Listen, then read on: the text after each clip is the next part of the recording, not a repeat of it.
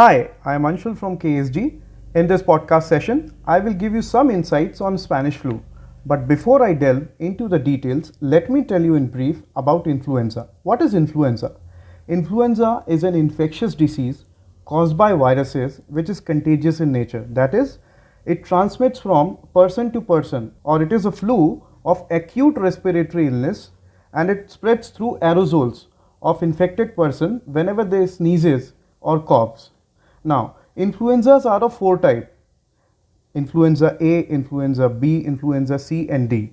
But only A and B are of utmost public health importance because it causes seasonal flus as well as pandemic flus like Spanish flu or coronavirus. The primary target of influenza is young children below the age of 10, elderly adults above 65, pregnant women, persons with concomitant diseases like diabetes, chronic heart problems, and persons whose immune system is weak.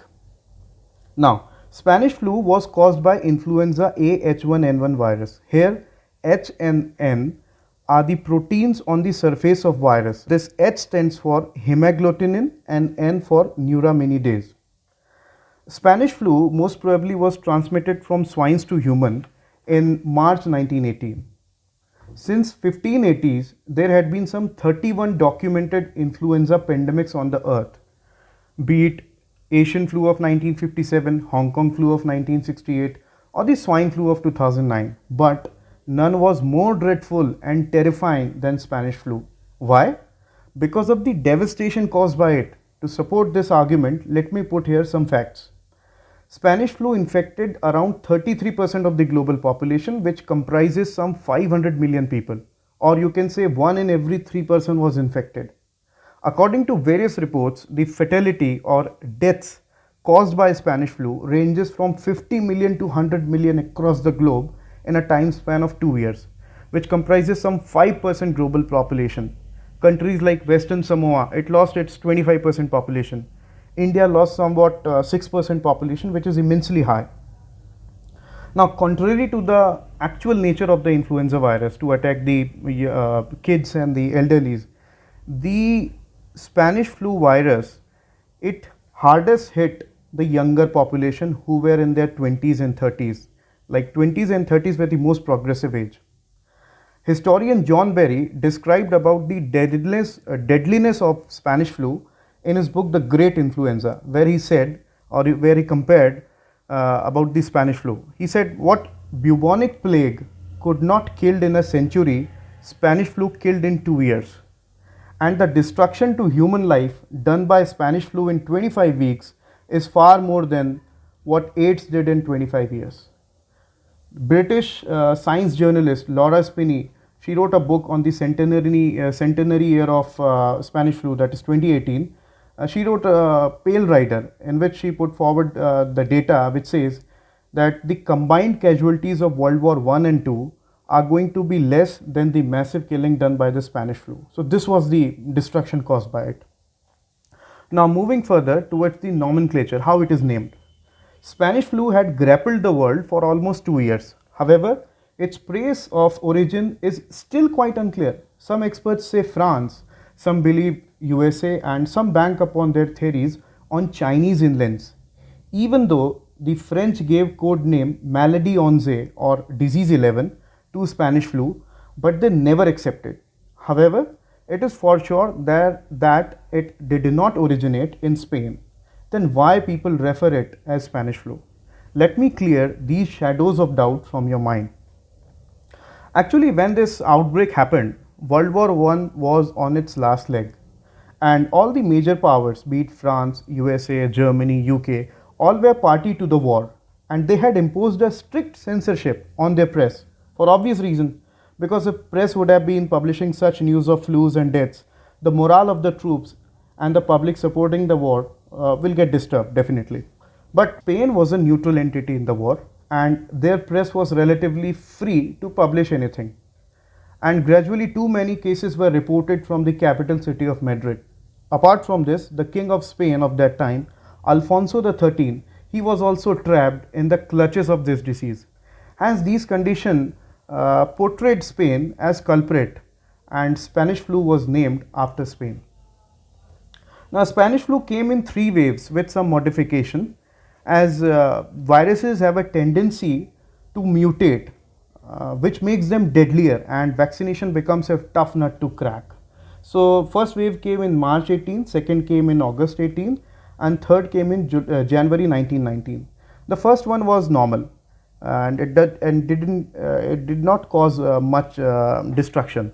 The later two were murderous, which swept the entire world into darkness. Initially, the symptoms were mild, and similarity can be drawn from seasonal flu like coughing, fever, aches. But later on, some striking symptoms were observed by the clinical staff, like excessive coughing causing people to spit blood from mouth, nose, ears, and sometimes eyes too. People's color turned blue and purple. So such were the horrific symptoms showcased by the Spanish flu. Furthermore, we'll see how virtually it spread vastly across the continent. As I already mentioned earlier, that World War I was underway, and that promoted extraordinary situation and trench warfare system, where troops lived in filthy condition in trenches, putting them with the probable chances of infection. Moreover, large scale displacement of civilians, refugees, and other people can be held responsible for transmission of disease. Even though no commercial planes were operational in those days, but then ships carrying troops and supply materials paved the way for spread beyond continents. Also, illiteracy was on a higher side, so people couldn't have paid heed on the advices issued by the authorities. And poor healthcare infrastructure was in place.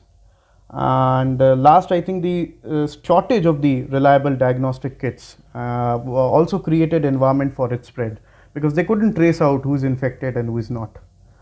At last, we'll see what were the circumstances behind India's drastic condition between 1918 to 1920 due to Spanish flu.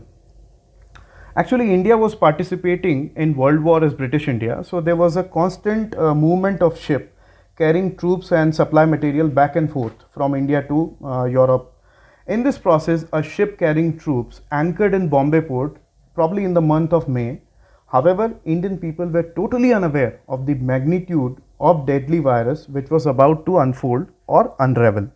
On 10th June 1918, 7 sepoys who were deployed at the port services caught the lethal strains of the Spanish flu virus, and from here onwards, the unfortunate story of infection started to penetrate into the hinterlands of the country via Indian railways.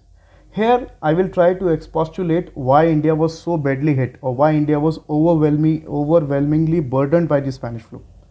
India was at war, and many doctors were out of India for their wartime services. So there was a dearth of doctors. And in the year 1917 and 18, India was struggling with drought and famine, and therefore hunger was prevailing in the country.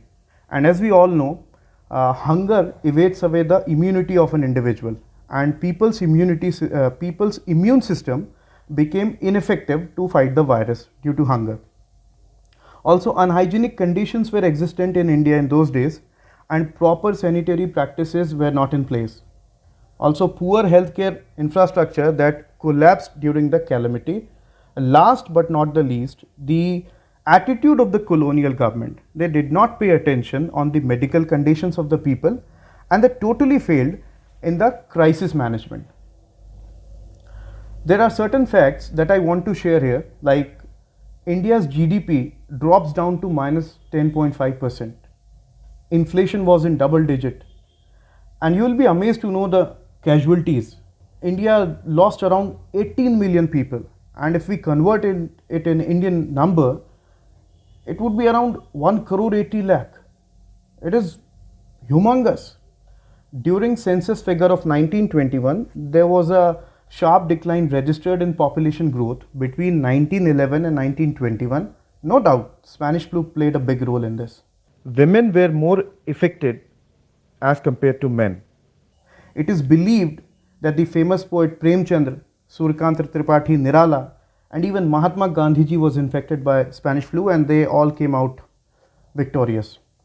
One positive aspect I can trace out of Spanish flu that after its passage, Gandhiji garnered big support from public due to the apathy displayed by the British colonial government.